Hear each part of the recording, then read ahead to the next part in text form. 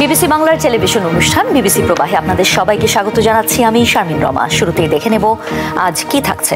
BBC প্রবাহে আজ দেখুন আগামী নির্বাচনে বিএনপি জামায়াতের প্রতিদ্বন্দ্বিতার প্রসঙ্গ।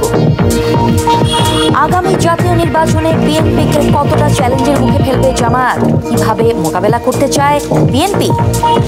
ইলেকশন হলে তো ইলেকশনে প্রতিযোগিতা থাকতেই পারে, প্রতিদ্বন্দ্বিতা থাকতেই পারে, উদ্বেগের কি আছে। আজ কথা বলবো ঢাকা বিশ্ববিদ্যালয়ের অধ্যাপক এস.এম. শামীম রেজার সঙ্গে। স্বাগত বিবিসি বাংলার টেলিভিশন অনুষ্ঠান বিবিসি প্রবাহে। আমি শারমিন রমা। আজ আরো থাকছে খাগড়াছড়িতে স্কুল ছাত্রী ধর্ষণের অভিযোগ ঘিরে সংঘর্ষ হতাহতের পর এখনো আতঙ্কে স্থানীয়রা, যৌথ বাহিনীর কড়া পাহারা।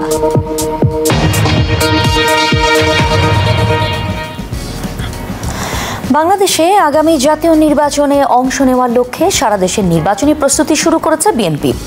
দলটির ভারপ্রাপ্ত চেয়ারম্যান তারেক রহমানও বিবিসিকে দেওয়া সাক্ষাৎকারে বলেছেন, নির্বাচনের আগেই দেশে ফিরবেন এবং নির্বাচনেও অংশ নেবেন। অন্যদিকে আওয়ামী লীগের অনুপস্থিতিতে বিএনপির প্রধান প্রতিপক্ষ হিসেবে সামনে আসা জামায়াত নির্বাচনের জন্য তাদের প্রস্তুতি শুরু করেছে আরও প্রায় বছরখানেক আগে। কিন্তু প্রশ্ন হচ্ছে, জামায়াত ঠিক কতটা চ্যালেঞ্জ ছুড়ে দিতে পারছে বিএনপিকে। তাফসির বাবুর প্রতিবেদন। জনপঞ্চাশে কর্মী সমর্থককে নিয়ে চলছে উঠান বৈঠকের প্রস্তুতি। সিরাজগঞ্জের উল্লাপাড়ার একটি গ্রামে এই বৈঠকের আয়োজন করে স্থানীয় বিএনপির নেতাকর্মীরা। তবে নির্বাচনের প্রস্তুতিতে কর্মী সমর্থকরা মাঠে নামলেও উল্লাপাড়ায় দলটির প্রার্থী কে হবেন সেটা এখনও নির্দিষ্ট হয়নি। সরেজমিনে দেখা গেছে অন্তত 6 জন সম্ভাব্য প্রার্থী মাঠে আছেন দলীয় সমর্থন পাওয়ার আশায়। আমাদের ইউনিয়নে গ্রামে গ্রামে আমাদের নির্বাচনী প্রচারণা চলতেছে, উঠান বৈঠক চলতেছে। যদিও আমরা একটু পরে বের হয়েছি, বের হওয়ার একটা কারণ আমাদের মধ্যে অনেক ক্যান্ডিডেট, বিএনপির 5 থেকে 6 জন ক্যান্ডিডেট। এখন আমরা যার যার মতো আমরা ধানের শীষ প্রতীকের প্রচারণা চালাচ্ছি। বিএনপি যখন উঠান বৈঠকে ব্যস্ত, সেই একই দিনে জামায়াতকেও দেখা যায় উল্লাপাড়ার করতোয়া নদীতে নিজস্ব কর্মসূচিতে। তাদের আয়োজন অবশ্য নৌকা বাইচ। উদ্দেশ্য সামাজিক সাংস্কৃতিক আয়োজনের মাধ্যমে ভোটারদের কাছে প্রার্থীকে পরিচয় করিয়ে দেয়া।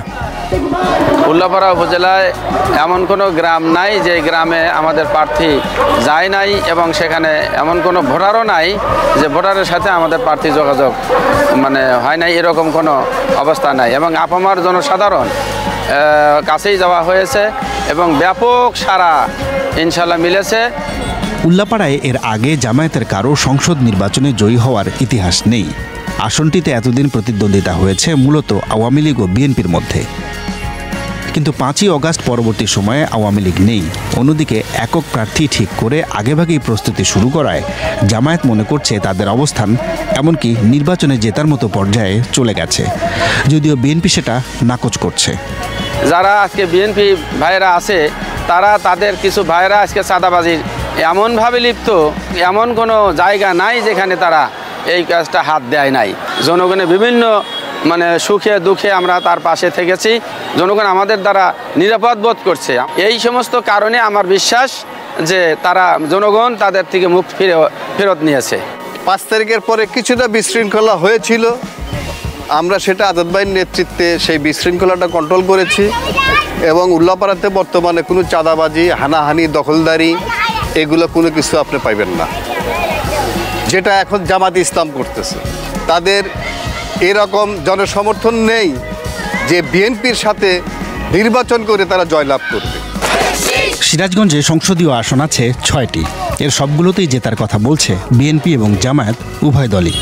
এর বাইরে অবশ্য সিরাজগঞ্জে অন্য কোনো দলের প্রচারণা সেভাবে চোখেও পড়েনি। কিন্তু নির্বাচন নিয়ে স্থানীয় জামায়াত এবং বিএনপির যে সমীকরণ, সেখানে আলোচনায় আছে আওয়ামী লীগও। বিশেষত আওয়ামী লীগের ভোটাররা কাকে সমর্থন করবেন তার উপরও নির্ভর করছে অনেক কিছু। এই সিরাজগঞ্জ শহরে আওয়ামী লীগের একেবারে সাধারণ কিছু সমর্থকের সঙ্গে আমরা কথা বলেছি। তারা পরিচয় প্রকাশ করতে চান না, তবে তাদের একটি অংশ এটি বলছেন যে তাদের ভাষায় আওয়ামী লীগবিহীন কোনো নির্বাচন হলে সেখানে তারা ভোট দিতে খুব একটা আগ্রহী নন। তবে তাদেরই আবার কেউ কেউ এটাও বলছেন যে তারা হয়তো শেষ পর্যন্ত ভোট দিতে যাবেন, কিন্তু আওয়ামী লীগের সাধারণ সমর্থকদের ভোট নির্দিষ্ট কোনো দল যে পাবে তেমনটা নয়।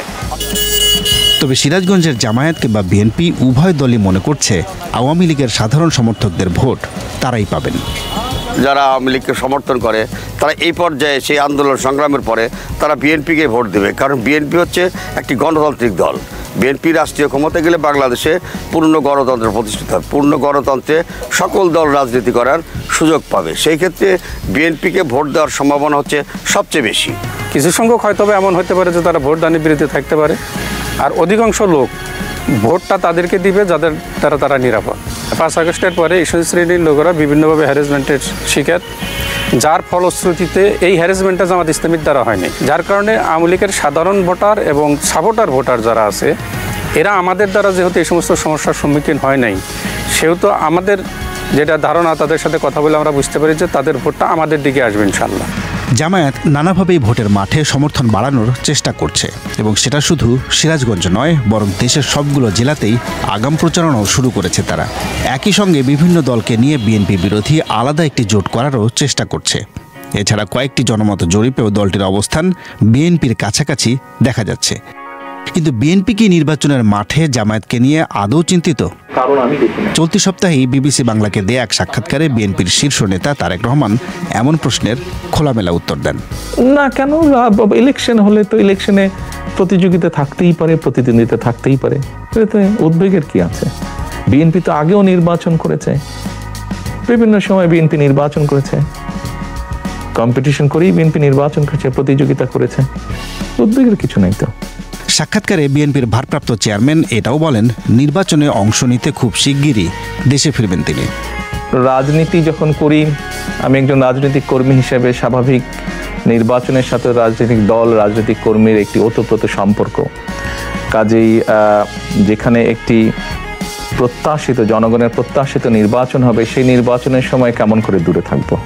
আমি তো আমার সর্বোচ্চ চেষ্টা থাকবে, ইচ্ছা থাকবে, আগ্রহ থাকবে সেই প্রত্যাশিত নির্বাচন জনগণ চাইছে, সেই প্রত্যাশিত নির্বাচন যখন অনুষ্ঠিত হবে জনগণের সাথে, জনগণের মাঝেই থাকবো ইনশাল্লাহ। কিন্তু দেশে যখন নির্বাচনের আবহ তৈরি হচ্ছে, তখন কার্যক্রম নিষিদ্ধ আওয়ামী লীগের ভবিষ্যৎ বাংলাদেশের রাজনীতিতে কি হবে সেই প্রশ্ন উঠছে। সাক্ষাৎকারে বিএনপি আওয়ামী লীগের রাজনীতি নিষিদ্ধ চায় কিনা এমন প্রশ্নেরও উত্তর দেন তারেক রহমান। দল হিসাবে তারা যদি অন্যায় করে থাকে তাহলে দেশের আইন অনুযায়ী তার বিচার হবে, দেশের আইন সিদ্ধান্ত নেবে। আপনি ব্যক্তিগতভাবে কি মনে করেন, আওয়ামী লীগের কি বাংলাদেশের রাজনীতিতে থাকা উচিত নাকি না? আমি দৃঢ়ভাবে বিশ্বাস করি এবং বিশ্বাস করতে চাই, যে দলের ব্যক্তিরা বা যে দল মানুষ হত্যা করে, মানুষ গুম করে, মানুষ খুন করে, জনগণ তাদেরকে সমর্থন করতে পারে বলে আমি মনে করি না। জনগণ যদি সমর্থন না করে কোনো রাজনৈতিক দল বা রাজনৈতিক সংগঠনকে, তাদের টিকে থাকার তো কোনো কারণ আমি দেখি না। জনগণের সিদ্ধান্তের উপরে আমরা আস্থা রাখতে চাই। এই বিষয়ে সবচেয়ে বড় বিচারক আমি মনে করি জনগণ। সব মিলিয়ে বিএনপির কেন্দ্র এবং তৃণমূল সবখানেই জোর দেয়া হচ্ছে নির্দিষ্ট সময়ে নির্বাচন অনুষ্ঠানের উপর। সে নির্বাচনে আওয়ামী লীগ থাক বা না থাক, কিংবা জামায়াতে ইসলামী যতই প্রতিদ্বন্দ্বিতা গড়ে তুলুক, বিএনপি মনোযোগ দিতে চায় নির্বাচনের প্রস্তুতিতে। সেক্ষেত্রে তারেক রহমান দেশে ফিরলে সেটা দলটির প্রস্তুতি এবং গণসংযোগে নতুন মাত্রা এনে নির্বাচনে জয়ের রাস্তা সহজ করবে বলেই বিশ্বাস দলটির নেতাকর্মীদের। অন্যদিকে ইতিহাসের সবচেয়ে সুসময়ে থাকা জামায়াতও কর্মসূচিতে নানা পরিবর্তন এনে আত্মবিশ্বাসী বিএনপিকে চ্যালেঞ্জ ছুঁড়ে দিতে। তাফসির বাবু, বিবিসি নিউজ বাংলা। প্রবাহে আজ আছেন ঢাকা বিশ্ববিদ্যালয়ের অধ্যাপক এস.এম. শামীম রেজা। আপনাকে অনেক ধন্যবাদ বিবিসি প্রবাহে যোগ দেওয়ার জন্য। জামাত বিএনপির জন্য ঠিক আসলে কতটা চ্যালেঞ্জ তৈরি করতে সক্ষম বলে আপনার মনে হয়, এবং একই সাথে সেক্ষেত্রে বিএনপিকেই বা আপনি কতটা প্রস্তুত দেখেন? আমরা তো বিএনপিকে অন্তত বিগত 3টা নির্বাচনে খুব সক্রিয়ভাবে পাইনি, সুতরাং আসলে তার যে পূর্ণাঙ্গ সক্ষমতা আপনি বিশ্লেষণ করবেন সেই সুযোগ তো ওইভাবে নাই, এবং সেই তথ্যপাত্রও কিন্তু আমাদের কাছে নেই। এখন প্রতিদ্বন্দ্বিতা তখন বলতে বিএনপি এবং আওয়ামী লীগের মধ্যে, কিন্তু আওয়ামী লীগ যেহেতু অন্য একটা পদ্ধতিতে বা একটা নির্বাচনী ব্যবস্থাপনার মধ্যে যারা গিয়ে টিকে থাকতে পেরেছিল, সেগুলো নিয়ে আলোচনা আছে, ত্রুটি নিয়ে আলোচনা আছে। সুতরাং জামাতের আলোচনা তো ওইভাবে তখনও করা হয়নি। এখন যেটুকু আমরা জামাত সম্পর্কে জানি তার একটা সুবিধা হলো যে সে তার দলীয় নির্দেশনা মেনে চলে। যেমন ধরুন বিএনপির ক্ষেত্রে একাধিক প্রার্থী থাকতে পারে কোনো আসনে, আমরা দেখছি প্রচারণা করতেই পারে প্রত্যাশী সকলে, কিন্তু আমরা দুটো দলের ক্ষেত্রেই দেখেছি, এটা আওয়ামী লীগের ক্ষেত্রেও লক্ষ্য করেছি আমরা, যে তাদেরকে এক জায়গাতে আনা খুব কঠিন হয়ে যায় কোনো সময়। বিদ্রোহী প্রার্থীর কথা তো আমরা জানি বড় দুটো দলের, অর্থাৎ আগের আওয়ামী লীগ এবং বর্তমান বিএনপির ক্ষেত্রে।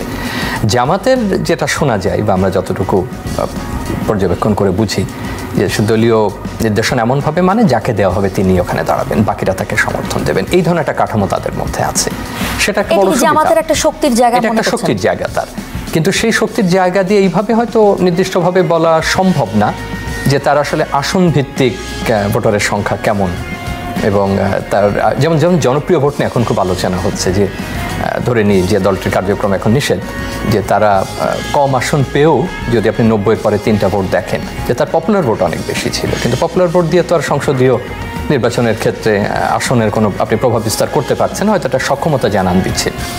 তো আমরা অনেক ধরনের এখন জরিপ করা হচ্ছে, কিন্তু জামাতের আসলে ওই ধরনের জনপ্রিয় ভোটের প্রকৃত সংখ্যাও কিন্তু বলাটা খুব কঠিন, যেভাবে আমরা অন্য দুটো দলের ক্ষেত্রে বলি। তার শক্তির যে জায়গাটা বলছিলেন, একটা হলো দলীয় নির্দেশনা কঠোরভাবে মেনে চলা, এবং একটু আগে যেটা প্রতিবেদনে বলা হচ্ছিল অনেকদিন আগে থেকে সে প্রস্তুতি নিচ্ছে, এটা তার একটা বড় সুবিধা। একটা বিষয় হয়তো আমি জানি না কতখানি এটা প্রমাণযোগ্য, আমার কাছে মনে হয়েছে যে জামাত এবং তার জোট বা সমমনা যারা, তারা বিভিন্ন কাজে বিএনপিকে ঢাকায় ব্যস্ত রাখতে পেরেছে। যতটুকু না তারা মাঠ পর্যায়ে তাদেরকে সময় দেবার মতো যে পরিবেশ, সেটা এই ব্যস্ততার জন্য যেটা হয়েছে যে আমার কাছে মনে হয়েছে যে তার তৃণমূল পর্যায়ে বা আরও যদি উপজেলার পর্যায়ে বলেন, সেই জায়গায় একটা শৈথিল্য লক্ষ্য করা যায়, অথবা নির্দেশনার একটা ঘাটতি, প্রভাব রাখার একটা ঘাটতি, এবং তার সঙ্গে অনেক ধরনের অভিযোগ উত্থাপিত হচ্ছে। সেটা বিএনপির নেতাকর্মী হতে পারে বা বিএনপির নামেও হতে পারে, দুইভাবে আমরা শুনেছি। সেটা আবার জামাতের ক্ষেত্রে নাই। এই যে আপনি জোটের কথা বললেন, জামাত দর কষাকষির ক্ষেত্রে বাড়তি সুবিধা পেতে আরও কিছু সমমনা দলকে নিয়ে আসলে বিএনপিকে একটা চাপে ফেলতে চাইছে বলে কিন্তু একটা বিতর্ক আছে, আলোচনা চলছে এ নিয়ে। তো বিএনপির জন্য কি যথেষ্ট মাথা ব্যথার কারণ রয়েছে? বিএনপির জন্য মাথা ব্যথার কারণ কিনা সেটা আসলে নির্ভর করবে যে বিএনপির কাঠামোটা এখন কি অবস্থায় আছে। বিএনপির একটা বড় শক্তির দিকটা যেভাবে চিহ্নিত করা যায় যে দীর্ঘ সময়ে বিএনপি এক হিসেবে রাজনীতির বাইরে, নির্বাচনী প্রক্রিয়ার বাইরে ছিল। আপনি ধরলে প্রায় 17 বছর বা ধরুন 2 দশক প্রায়। তো 2 দশকে তাকে বহুবার ভাঙতে চেষ্টা করা হয়েছে, কিংবা বিভিন্নভাবে তার বিরুদ্ধে অপপ্রচারও ছিল যে সে আসলে একটা রাজনৈতিক দল কিনা, সে একটা প্ল্যাটফর্ম, সে পূর্ণাঙ্গভাবে আওয়ামী লীগের মতো একটা দল হয়ে উঠতে পারেনি। কিন্তু দিনের শেষে যেটা দেখা গেছে, প্রায় 2 দশক পরে দলটা ভাঙেনি। খুব বেশি নেতা কর্মী এরকম উল্লেখ করা যাবে না যে দল ছেড়ে চলে গেছেন, কোনো ক্ষেত্রে শোনা গেছে তারা বাধ্য হয়েছেন। তার অর্থ হলো যে প্রচারণাটা ছিল যে সে একটা দল হিসাবে তৈরি হতে পেরেছে কিনা, একটা মোর্চা বা একটা মৈত্রী থেকে বা একটা প্ল্যাটফর্ম থেকে, সেই অভিযোগ বা সেই অপপ্রচার কিন্তু কাজে লাগছে না। তার মানে ধরে নিতে হবে যে বিএনপি অন্যান্য দলের মতো একটা বড় শক্তিশালী দল, কিন্তু এই মুহূর্তে অর্থাৎ গত 1 বছরের মূল্যায়নে তাকে দেখতে হবে যে তার দলীয় কাঠামোটা কতটা শক্তিশালী আছে, সে কতটা তাকে নির্লোভ রাখতে পেরেছে, অর্থাৎ একটা ভোটের জন্য যে শর্তগুলো প্রযোজ্য সেটা সে কতখানি। এখন আপনি যে প্রশ্নটা শুরু করেছিলেন, এই সবগুলো আলোচনা করেও যে জামাতের দীর্ঘদিনের একটা প্রস্তুতির সুবিধা আছে, জামাত এক ধরনের কল্যাণের কথা বলছে, আপনি খেয়াল করছেন, যেটা বিএনপির ক্ষেত্রে বলা সম্ভব হচ্ছে না হয়তো সরাসরি। সে অনেকদিন সরকারেও নেই, সে বিরোধী দলে ওইভাবে নাই, কিন্তু জামাতও হয়তো নাই, কিন্তু জামাতের অনেক ধরনের ব্যবসা বাণিজ্য, অনেক ধরনের এন্টারপ্রাইজ আছে, সামাজিক কাজকর্ম আছে। কল্যাণের কথা বলাটা তার জন্য যতটা সহজ হচ্ছে, বিএনপির জন্য অতটা সহজ না। এবং এর আগে মনে রাখতে হবে যে বিএনপি সরকারে ছিল, বিরোধী দলে ছিল, সো অভাব অভিযোগ আছে, বিভিন্ন রকম আপনি তার ভুল ত্রুটি বের করতে পারেন। কিন্তু জামাত যেহেতু কখনো ওরকম বড় ভূমিকায় যে সরকার গঠন কিংবা প্রধান বিরোধী দল, এই ভূমিকায় কখনো ছিল না, সে জোটে ছিল, অন্যদের সঙ্গে দায়িত্বেও ছিল। সুতরাং তার বিরুদ্ধে যে আপনি একটা অভিযোগের তালিকা তৈরি করবেন, সে সুযোগটাও নাই। অতএব এইগুলোর দিক থেকে জামাতের একটা সুবিধা আছে, কিন্তু তার অর্থ এইভাবে নিরূপণ করা যাবে না যে এই সুবিধাগুলো নিয়ে, এই দলীয় সংহতি নিয়ে কিংবা এই নির্দেশনা মানার একটা সংস্কৃতি নিয়েই তার যে সংখ্যক আমরা আসন একসময় মনে করতাম যে ধরুন 30 থেকে 35-এর মধ্যে, বা এটা হয়তো আরও সাম্প্রতিক সময় বাড়তে পারে, সেটা যে একেবারে দ্বিগুণ হবে বা এটা বিএনপির জন্য নিঃসন্দেহে চ্যালেঞ্জ। যেহেতু আওয়ামী লীগ নাই এখন, তার তো বড় প্রতিদ্বন্দ্বী সেই।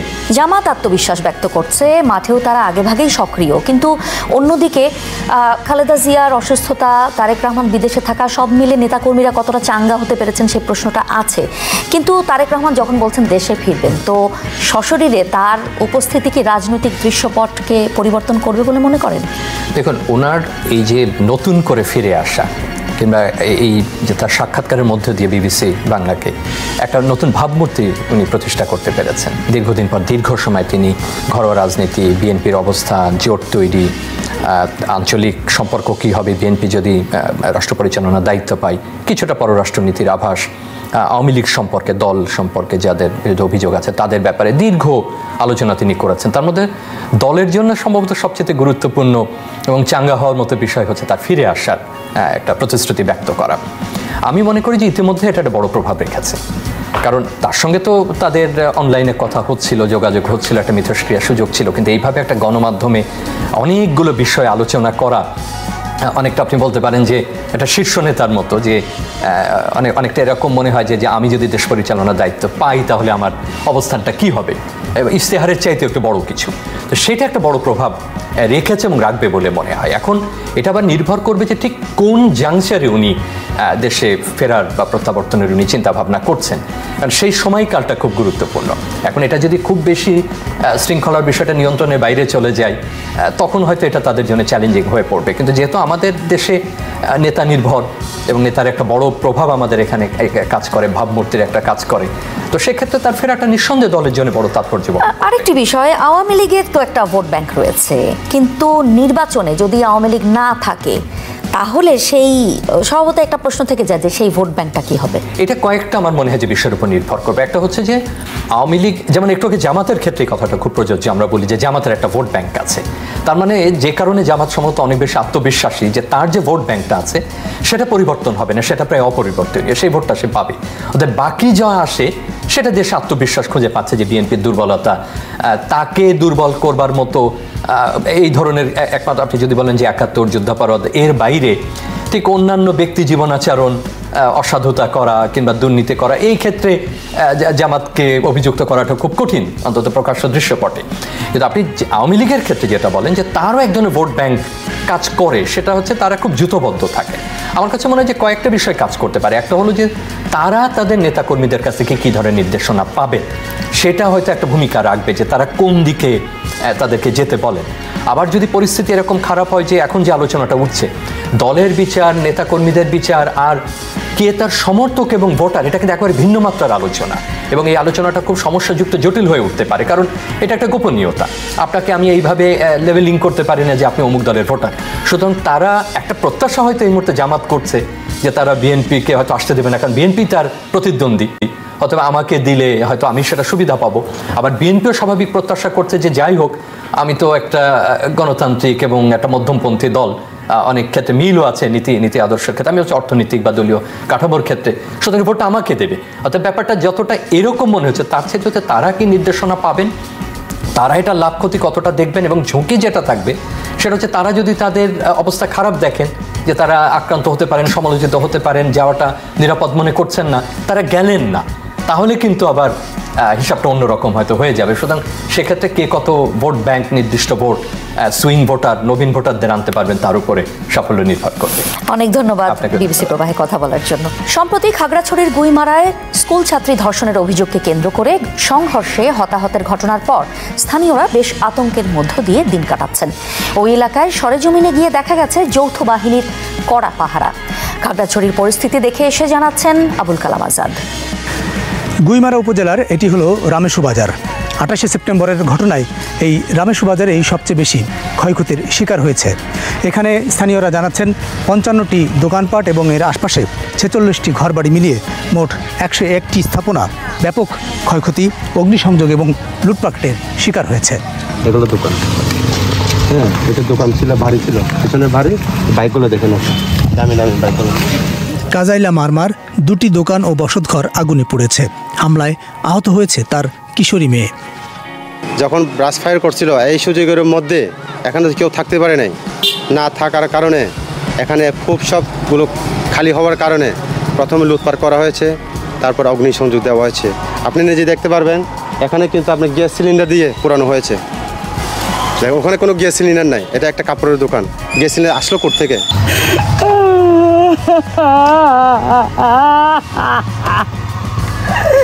এ বাজারেই মুইখাইপ্রু মারমার ঘরবাড়ি দোকানপাট সব শেষ। তার প্রশ্ন, তাদের বাজার বসতি কেন পুড়ে ছাই হলো? হয়তো নতুন করে ঘর দিবে, তারপরে আমাদের এই যে এইভাবে অত্যাচার করা হয়েছে, এটা তো আমার এই ক্ষতগুলা তো আমরা কখনো ভুলার মতো না। গুইমারায় সরেজমিনে গিয়ে দেখা যায় ঘটনার 10 দিন পরেও সেখানে কড়া পাহারা রয়েছে।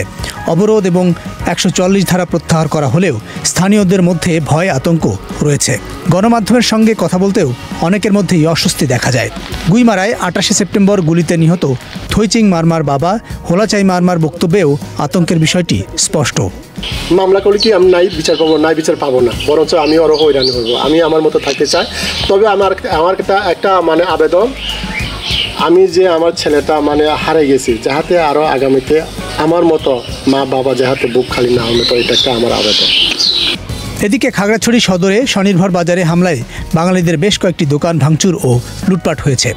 আপনার মোবাইল দোকান আছে 2টা, কাপড় আছে, তারপর হোটেল আছে, সেলুন দোকান আছে, চাউলের দোকান আছে, একটা মুদিমালের দোকান আছে রাস্তার পাশ বরাবর। কোনোদিন ওরকম অপ্রীতিকর ঘটনা এই বাজারটা অন্য জায়গা হইলে এই বাজারটাতে হয় নাই, কিন্তু কেন হইলো, কিভাবে হইলো, কার ইন্ধন হইলো, এটা আমরা কিন্তু জানি না। 23 সেপ্টেম্বর খাগড়াছড়িতে স্কুল ছাত্রী ধর্ষণের অভিযোগকে কেন্দ্র করে সংঘর্ষ, গুলিতে 3 জনের মৃত্যু এবং হতাহতের ঘটনায় পাহাড়িদের মধ্যে ক্ষোভ ও অসন্তোষ সৃষ্টি হয়েছে। এছাড়া ধর্ষণের অভিযোগ নিয়ে মেডিকেল রিপোর্ট প্রকাশ হওয়ার পর ভুক্তভোগীর পরিবার ও বিষয়টি নিয়ে হতাশা প্রকাশ করেছেন পার্বত্য জেলা পরিষদের চেয়ারম্যান, একজন অধিকার কর্মী। তিনি বলেন, পাহাড়ের ধর্ষণের বেশিরভাগ ঘটনাই ধামাচাপা পড়ে এবং বিচার হয় না। শেষ পর্যন্ত তাদেরকে বলছিলাম যে আচ্ছা, যখন গোসল করিয়েছেন কাপড় চোপড় কোথায়, এখন বলে যে থানায়, তাও ভিজা। তো আমি বললাম যে যদি এই ধরনের আপনাদের মধ্যে যদি একটু সন্দিহান থাকে তাহলে আপনারা আবেদন করতে পারেন বাদীর পক্ষ থেকে ওয়ান স্টপ ক্রাইসিস সেন্টারে নিয়ে যাওয়ার জন্য, চিটং মেডিকেলে।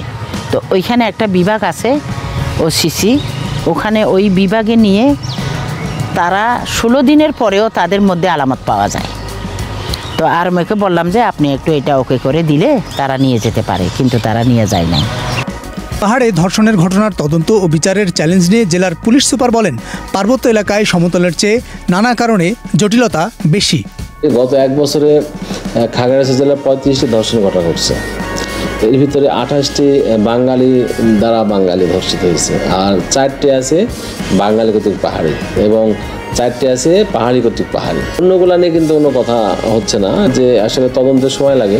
আমরা DNA স্যাম্পলও নেওয়া আছে, সেটা আমরা ঢাকা CID-তে DNA টেস্ট হয়, সেখানে আমরা অলরেডি প্রেরণ করেছি।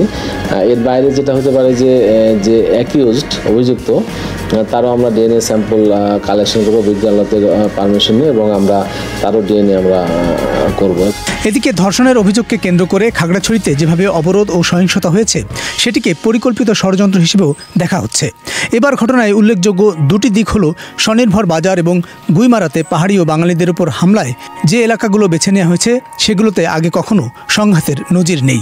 আরেকটি হলো এবার হামলায় ক্ষতিগ্রস্ত বাঙালিদের অধিকাংশই হিন্দু সম্প্রদায়ের।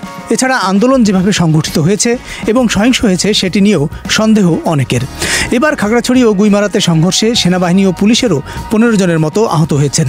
জেলা প্রশাসন জানিয়েছে এই মুহূর্তে ক্ষতিগ্রস্তদের পুনর্বাসন এবং পাহাড়ি বাঙালি সম্প্রীতি বজায় রাখার বিষয়টি নিয়েই তারা তৎপর রয়েছেন।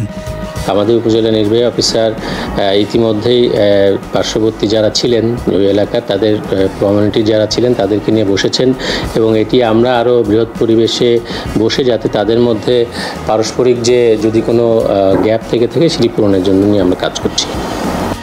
এদিকে গুইমারা সংঘর্ষ ও গুলি নিয়ে পাহাড়ি সংগঠনগুলোর বিবৃতি, পুলিশ ও স্থানীয়দের বক্তব্যে একটি পাহাড়ি সশস্ত্র গ্রুপের গুলিবর্ষণ করার অভিযোগ পাওয়া গেছে। গুইমারায় গুলির ঘটনায় সেনাবাহিনী পাহাড়ি সংগঠন UPDF-কে অভিযুক্ত করেছে। অন্যদিকে UPDF-এর বিবৃতিতে দাবি করা হয় সেনাবাহিনীর মদদে একটি সশস্ত্র দল পাহাড়িদের উপর গুলি চালিয়েছে। গুলির বিষয়টি নিয়ে খাগড়াছড়ির পুলিশ সুপার BBC-কে বলেছেন, এ বিষয়ে একটি হত্যা মামলা হয়েছে, তদন্তের মাধ্যমে এই বিষয়টি নিশ্চিত হওয়া যাবে। Abul Kalam Azad, BBC news Bangla. অন্তর্বর্তী সরকারের অধীনে গ্রেপ্তার হাজারো মানুষ। অনেকের বিরুদ্ধে কেবল সন্দেহের ভিত্তিতে আনা হয়েছে হত্যার অভিযোগ। অনেককে আটক রাখা হয়েছে সন্ত্রাস বিরোধী আইনে। আটকদের অনেকে অভিযোগ করেছেন চিকিৎসা সেবা থেকে বঞ্চিত হয়েছেন তারা। রয়েছে পুলিশ হেফাজতে দুর্ব্যবহারের অভিযোগও।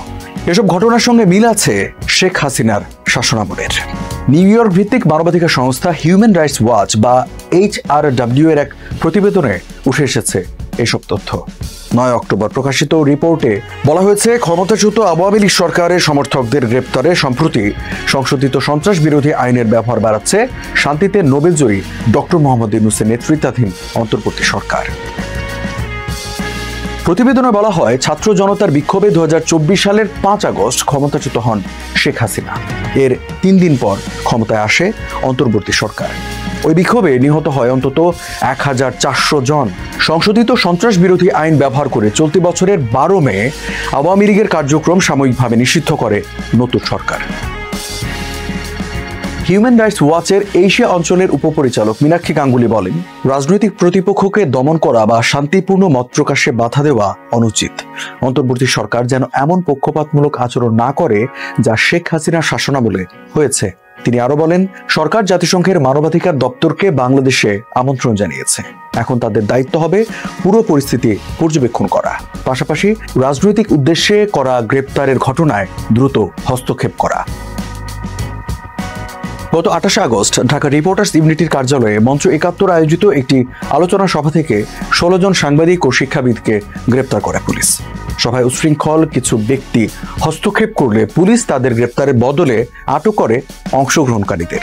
গ্রেপ্তার ব্যক্তিদের মধ্যে 70 থেকে 80 বছর বয়সী প্রবীণ শিক্ষাবিদ ও সাবেক মন্ত্রীও ছিলেন। প্রাথমিকভাবে পুলিশ জানিয়েছে আটক করা হয়েছে নিরাপত্তার কারণে। পরে তাদের বিরুদ্ধে মামলা হয় সন্ত্রাস বিরোধী আইনে। অভিযোগে বলা হয়েছে, গ্রেপ্তার ব্যক্তিরা অন্তর্বর্তী সরকারের বিরুদ্ধে সহিংসতা উস্কে দিচ্ছিলেন। তবে প্রত্যক্ষদর্শীরা এই অভিযোগ অস্বীকার করেন। গ্রেপ্তার একজনের পরিবারের সদস্য হিউম্যান রাইটস ওয়াচকে বলেন, এটি কোনো রাজনৈতিক অনুষ্ঠান ছিল না, এটি ছিল আলোচনা সভা। তাহলে এটিকে কিভাবে সন্ত্রাসী কর্মকাণ্ড হিসেবে গণ্য করা হবে? ওই ব্যক্তি আরো বলেন, এসব মানুষ কারাগারে আছেন, কিন্তু যারা তাদের ওপর হামলা চালিয়েছে তারা মুক্তভাবে ঘুরে বেড়াচ্ছে। এই সরকারকে ঘুরে ফিরে আওয়ামী লীগ সরকারের মতোই মনে হচ্ছে। HRW বলছে, রক্ষণশীল মুসলিমদের স্বার্থ সংশ্লিষ্ট গোষ্ঠীগুলোকে নিয়ন্ত্রণে ব্যর্থ হচ্ছে সরকার। দাবি আদায়ে সহিংসতায় জড়িয়ে পড়ছে তারা। আইন ও সালিশ কেন্দ্র বলছে, এবছরের জানুয়ারি থেকে এখন পর্যন্ত মব হামলায় নিহত হয়েছেন কমপক্ষে 152 জন। একজন রাজনৈতিক কর্মী হিউম্যান রাইটস ওয়াচকে বলেন, হয়তো সন্ত্রাসী হিসেবে কারাগারে থাকা, নয়তো উচ্ছৃঙ্খল জনতার হামলার শিকার হওয়া। এছাড়া এখন আমাদের হাতে আর কোনো বিকল্প নেই। আমি বলছি না যে দোষীদের শাস্তি হওয়ার দরকার নেই, তবে এটি হতে হবে একটি নিরপেক্ষ বিচার ব্যবস্থার অধীনে, যা দিতে ব্যর্থ হয়েছে ইউনূস সরকার। জাতিসংঘের মানবাধিকার হাই কমিশনার একটি মিশন চালু করতে যাচ্ছে ঢাকায়। মানবাধিকার রক্ষা করা এবং প্রচার এই মিশনের লক্ষ্য। মানবাধিকার প্রধান ফলকার তুর্ক বলেন, এটি বাংলাদেশের মানবাধিকার রক্ষা প্রশ্নে গুরুত্বপূর্ণ ভিত্তি হিসেবে কাজ করবে। অন্তর্বর্তী সরকার 2026 সালের ফেব্রুয়ারিতে নির্বাচন আয়োজনের প্রতিশ্রুতি দিয়েছে। হিউম্যান রাইটস ওয়াচের এশিয়া অঞ্চলের উপপরিচালক মীনাক্ষী গাঙ্গুলি বলেন, বাংলাদেশ সরকারের সন্ত্রাস বিরোধী আইনের অপব্যবহার বন্ধ করা উচিত। আইনটি রাজনৈতিক দমন পীড়নের সমর্থক হয়ে উঠছে। এর পরিবর্তে অন্তর্বর্তী সরকারের নিরাপদ ও অংশগ্রহণমূলক নির্বাচনের পরিবেশ তৈরিতে মনোযোগ দেওয়া উচিত। সন্ত্রাস বিরোধী আইন প্রণয়ন হয় 2009 সালে আওয়ামী লীগ সরকারের আমলে। যুক্তরাষ্ট্রের সঙ্গে ভারতের শুল্ক যুদ্ধের অবসান এখনো হয়নি। বাণিজ্য চুক্তি নিয়ে আলোচনা অব্যাহত। বিভিন্ন বিষয়ে ভারতের বিরুদ্ধাচরণের নীতি থেকে প্রেসিডেন্ট ট্রাম্প এখনো সরে আসেননি। এই পরিস্থিতিতেই চীন, পাকিস্তান ও রাশিয়ার পাশে দাঁড়িয়ে বাগরাম প্রশ্নে আফগানিস্তানকে সমর্থন জানিয়েছে ভারত। 18 সেপ্টেম্বর যুক্তরাজ্যের প্রধানমন্ত্রী কিয়ার স্টারমারের সঙ্গে বৈঠকের পর সংবাদ সম্মেলনে ট্রাম্প বলেছিলেন, আমরা বাগরাম ঘাঁটিটি তালেবানদের বিনামূল্যে দিয়েছি, আমরা সেটি ফেরত চাই। বাগরাম ফেরত পেতে চেষ্টা চালাচ্ছে মার্কিন প্রশাসন। যুক্তরাজ্য সফরে মার্কিন প্রেসিডেন্টের এমন ঘোষণার পরই শুরু হয় আঞ্চলিক উত্তেজনা। এরপর সামাজিক যোগাযোগ মাধ্যমে ট্রাম্প লেখেন, আফগানিস্তান বাগরাম ঘাঁটি ফেরত না দিলে খারাপ কিছু ঘটবে। এরপরই নড়ে চড়ে বসে আফগানিস্তান, সখ্যতা বাড়াচ্ছে প্রতিবেশী দেশগুলোর সঙ্গেও। বাগরাম ফেরতে ট্রাম্পের দাবি অগ্রাহ্য করেছে আফগানিস্তান। দেশটির মুখপাত্র জাবিউল্লাহ মুজাহিদ জানান, কোনো পরিস্থিতিতে আফগানরা তাদের জমি অন্য কাউকে হস্তান্তর করবে না। এর মধ্যেই 7 অক্টোবর মস্কোতে অনুষ্ঠিত হয় Moscow format consultation on Afghanistan, যেখানে অংশ নেয় আফগানিস্তান, রাশিয়া, চীন, Bharat, Pakistan, Iran, Kazakhstan, Tajikistan, Uzbekistan ও কিরগিজস্তান। বৈঠক শেষে যৌথ বিবৃতিতে বলা হয়, আফগানিস্তান বা আশেপাশের দেশে অন্য কোনো রাষ্ট্রের সামরিক ঘাঁটি স্থাপনের প্রচেষ্টা গ্রহণযোগ্য নয়। এটি আঞ্চলিক শান্তি ও স্থিতিশীলতার স্বার্থ বিরোধী। যদিও বিবৃতিতে সরাসরি যুক্তরাষ্ট্রের নাম উল্লেখ করা হয়নি, কিন্তু সবার লক্ষ্য ছিল ওয়াশিংটনের সম্ভাব্য ঘাঁটি স্থাপন পরিকল্পনা। বাগরাম ফেরতের ট্রাম্পের ঘোষণার মাধ্যমে দীর্ঘদিনের প্রতিদ্বন্দ্বী দেশগুলো একই অবস্থানে এসেছে। ভারত পাকিস্তানের দীর্ঘদিনের শত্রুতা, ইরান পাকিস্তানের পারস্পরিক সন্দেহ কিংবা মধ্য এশীয় দেশগুলোর নিরাপত্তার শঙ্কা সবকিছুই যেন হাওয়ায় মিলেছে। দেশগুলোর প্রতিনিধিরা জানান, আফগানিস্তানের ভবিষ্যৎ আঞ্চলিক বিষয়, বাইরের নয়। এদিকে আফগানিস্তানের তালেবান সরকারকে এখনও আনুষ্ঠানিক স্বীকৃতি না দিলেও প্রথমবারের মতো তালেবান শাসিত আফগানিস্তানের পররাষ্ট্রমন্ত্রী আমির খান মুত্তাকিকে সরকারি সফরে আমন্ত্রণ জানিয়েছে ভারত। এর আগে গত 15ই মে মুত্তাকির সঙ্গে প্রথম কথা হয় ভারতের পররাষ্ট্রমন্ত্রী এস জয়শঙ্করের। 2021 সালের পর এটাই ছিল দুই দেশের মন্ত্রী পর্যায়ের প্রথম আলোচনা। ওই আলাপচারিতায় জয়শঙ্কর ভারত ও আফগান জনগণের ঐতিহ্যগত বন্ধুত্বের উল্লেখ করেছিলেন। ইসলামাবাদ ভিত্তিক বিশ্লেষক তাইমুর খান বলেন, বিভিন্ন স্বার্থের পার্থক্য থাকা সত্ত্বেও সবাই একমত যে আফগানিস্তান আর কখনো বিদেশি সামরিক উপস্থিতির ঘাঁটি হবে না। কাবুল থেকে প্রায় 44 কিলোমিটার উত্তরে অবস্থিত বাগরাম বিমান ঘাঁটি 1950-এর দশকে নির্মাণ করেছিল সোভিয়েত ইউনিয়ন। পরে 2001 সালে 9/11 হামলার পর দখল করে এটিকে তাদের সন্ত্রাস বিরোধী যুদ্ধের অন্যতম ঘাঁটি হিসেবে ব্যবহার করে মার্কিন বাহিনী। বিশ্লেষকদের মতে, আফগানিস্তানের দুর্গম ভৌগোলিক অবস্থার কারণে বাগরাম এখনও অত্যন্ত কৌশলগতভাবে গুরুত্বপূর্ণ স্থান। তবে মার্কিন বিশেষজ্ঞ কামরান বুখারি মনে করেন, কোনো বড় সামরিক পুনর্বিন্যাসে যেতে চায় না যুক্তরাষ্ট্র। বাগরাম ঘাঁটি পুনরুদ্ধারের খরচ তার উপযোগিতার চেয়ে অনেক বেশি। Moscow format consultation on Afghanistan আয়োজনের মধ্য দিয়ে এশিয়ায় নিজেদের প্রভাব দেখালো রাশিয়া। মূলত ট্রাম্পকেই এর সতর্কবার্তা দিলেন তিনি। অন্যদিকে আফগানিস্তানে মার্কিন ঘাঁটি চায় না চীন এবং ইরান। ফলে রাশিয়ার ডাকে সাড়া দিয়েছে বেইজিং ও তেহরান। বাগরামে যুক্তরাষ্ট্র ফিরে এলে সন্ত্রাসী গোষ্ঠীগুলো আবারও সক্রিয় হওয়ার শঙ্কায় আছে কাজাখস্তান, কিরগিজস্তান, তাজিকিস্তান ও উজবেকিস্তান। সম্ভাব্য অস্থিতিশীলতা এড়াতে মস্কোর আমন্ত্রণে সাড়া দিয়েছে দেশগুলো। বিশ্লেষকদের মতে, ট্রাম্পের বাগরাম ঘাঁটি ফেরত নেওয়ার ইচ্ছা মূলত ব্যক্তিগত আবেগ, কৌশলগত সিদ্ধান্ত নয়। তালেবান সরকারের পক্ষে এই দাবি মানা একেবারে অসম্ভব, কারণ এতে তাদের জনসমর্থন নষ্ট হবে এবং অভ্যন্তরীণ প্রতিরোধ বাড়বে। তবে তালেবান সরকার জানে, অর্থনৈতিক সংকট ও আন্তর্জাতিক নিষেধাজ্ঞা কাটাতে পশ্চিমাদের সঙ্গে তাদের সম্পর্ক উন্নয়ন জরুরি। ইতোমধ্যে তালেবান সরকারের সঙ্গে কূটনৈতিক যোগাযোগ বাড়িয়েছে রাশিয়া, চীন, পাকিস্তান ও ইরান। বিশ্লেষক কুয়াত আকিজহানব বলেন, এই অঞ্চলের দেশগুলো বুঝতে পেরেছে আফগানিস্তানের স্থিতিশীলতা কেবল আঞ্চলিক সহযোগিতার মাধ্যমেই সম্ভব, বাইরের সামরিক শক্তি দিয়ে নয়। ইসরায়েলি ড্রোন ও যুদ্ধবিমানে নিরবিচ্ছিন্ন শব্দের মধ্যে গাজার দিল আল বালাহ শরণার্থী শিবিরের জিহাদ আবু মান্দিল দেখছিলেন তার 5 সন্তানকে ছোট্ট তাঁবুর ভেতর খেলতে।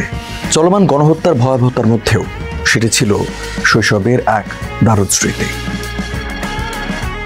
জাতিসংঘের বিশেষজ্ঞ এবং international association of genocide scholars এই জাতিগত নিধনকে স্বীকৃতি দিয়েছে। তারা বলছে, গাজায় জীবনের প্রায় প্রতিটি উৎস ধ্বংস করে দিয়েছে ইসরায়েল। হাসপাতাল, বিশ্ববিদ্যালয়ের পাশাপাশি 90% ভবন ক্ষতিগ্রস্ত বা ধ্বংস করেছে তারা।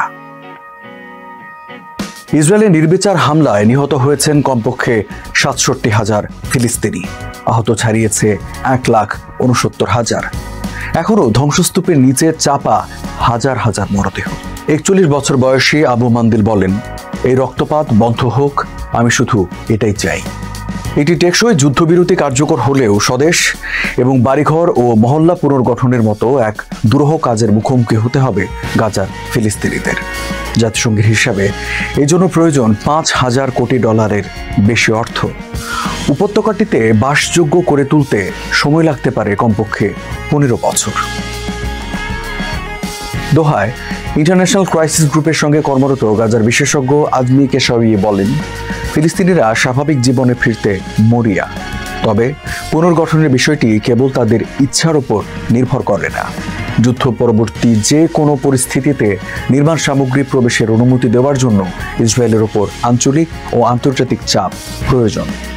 গাজার ভবিষ্যতের জন্য পুনর্গঠন অপরিহার্য হলেও এমন আশঙ্কাও রয়েছে, হামাস ক্ষমতা ছেড়ে দিলে এই ভূখণ্ড ডুবে যাবে সংঘাত ও অরাজকতায়। গাজা থেকে এখনো প্রতিবেদন পাঠানো সাংবাদিক ইয়াসির আল বান্না বলেন, গাজায় হামাসের শাসনের একটি সুবিধা হলো তারা নিরাপত্তা নিশ্চিত করে। আন্তর্জাতিক বিভিন্ন সংবাদ মাধ্যমে বলা হচ্ছে, গণহত্যার সময় ইচ্ছাকৃতভাবে গাজা নিরাপত্তা বাহিনীকে হত্যা করেছে ইসরায়েল। শুধু তাই নয়, কুখ্যাত অপরাধী গোষ্ঠীগুলোকে মদত দিয়েছে তারা, যারা গাজায় আসা সামান্য ত্রাণ চুরি করে সর্বোচ্চ লাভে বিক্রি করেছে। কেশাওয়ি বলেন, এসব গোষ্ঠী এখন সমস্যা হলেও ইসরায়েল গাজা ছেড়ে চলে গেলে তারা টিকতে পারবে না। ফিলিস্তিনি সমাজ এই বিশ্বাসঘাতকদের একঘরে করে দেবে। তবে কেশাওয়ি সতর্ক করে দিয়ে বলেন, গোষ্ঠীগত সংঘাত, বিশেষ করে ফাতাহ ও হামাসের মধ্যে সংঘাত বড় এক সমস্যা হতে পারে। পশ্চিম তীরে আন্তর্জাতিকভাবে স্বীকৃত ফিলিস্তিনি কর্তৃপক্ষের নিয়ন্ত্রণে রয়েছে ফাতাহ। অন্যদিকে ইসরায়েলের সঙ্গে লড়াইয়ে মারাত্মকভাবে ক্ষতিগ্রস্ত হওয়া সত্ত্বেও গাজার নিয়ন্ত্রণ ধরে রেখেছে হামাস। গাজায় থাকতে যারা বাধ্য হবেন তাদের তাড়িয়ে বেড়াবে ভয়াবহ এক জাতিগত নিধনের স্মৃতি। মানসিক ট্রমার সঙ্গে লড়াই করতে হবে তাদের। ইসরায়েলের লাগাতার হামলায় পরিবার, বন্ধু, ঘরবাড়ি এবং ভবিষ্যৎ অনেক কিছুই হারিয়েছেন তারা। এসব নিয়ে ভাবার বা শোক করার মুহূর্ত খুব কম মানুষই পেয়েছেন। 2023 সালের 7 অক্টোবর ইসরায়েলের হামলার আগেই গাজার শিশুদের মানসিক অবস্থা ছিল ভয়াবহ। 2022 সালে সেভ দ্য চিলড্রেনের এক সমীক্ষায় দেখা যায়, গাজার প্রতি 5টি শিশুর মধ্যে 4 জনই হতাশা, ভয় ও শোকে ভুগছিল। ডক্টরস উইদাউট বর্ডার্সের মতে, চলমান জাতিগত নিধনে ফিলিস্তিনিদের উপর যে সম্মিলিত মানসিক আঘাত এসেছে তা সাম্প্রতিক ইতিহাসে কোনো কিছুর সঙ্গে তুলনীয় নয়। লন্ডনের ইনস্টিটিউট অফ সাইকিয়াট্রির অনারারি সিনিয়র অধ্যাপক ডেরেক সামারফিল্ড বলেন, গাজার শিশুরা এখন যা অনুভব করছে তা অকল্পনীয়। অঞ্চলটিতে অভিভাবকহীন কমপক্ষে 17,000 শিশু রয়েছে। তারা কখনো নিরাপদ ও স্থিতিশীল পরিবেশ পাবে কিনা তা কেউ জানে না। সবাইকে শুভকামনা জানিয়ে আমি শারমিন রমাজ এখানে বিদায় নিচ্ছি। ভালো থাকবেন।